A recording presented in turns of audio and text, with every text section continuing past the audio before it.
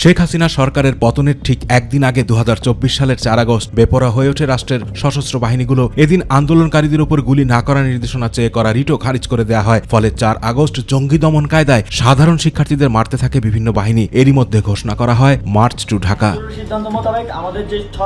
আন্দোলনের এই পর্যায়ে এসে এক দফা দাবিতে অনড় হয় ছাত্র জনতা সহ দেশের আপামর মানুষ। তা হলো শেখ হাসিনার পদত্যাগ। সেই দাবিতেই 4 তারিখ থেকে সারা দেশে শুরু হয় আন্দোলনের অসহযোগ কর্মসূচি। একই সাথে আরও কঠোর কারফিউ জারি হয় দেশ জুড়ে।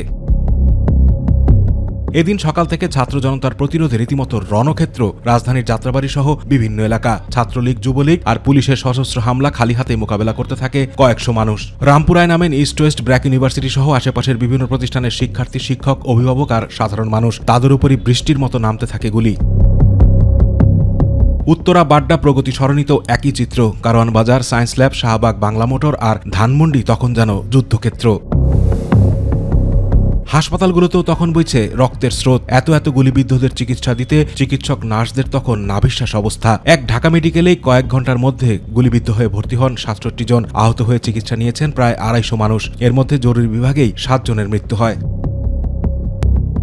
এদিকে মিরপুরে তখন দেখা যায় এক অভূতপূর্ব চিত্র। সরকার সমর্থিত বাহিনীর বিপরীতে আন্দোলনকারীদের পক্ষেই ঢাল হয়ে দাঁড়ান একদল সেনা সদস্য। রক্তের দাম মেটাতে সারা দেশেই তখন শক্ত প্রতিরোধ ছাত্র জনতার। চট্টগ্রাম, নারায়ণগঞ্জ, সিলেট, দিনাজপুর, ঝিনাইদহ সহ গোটা দেশ রীতিমতো যুদ্ধক্ষেত্র।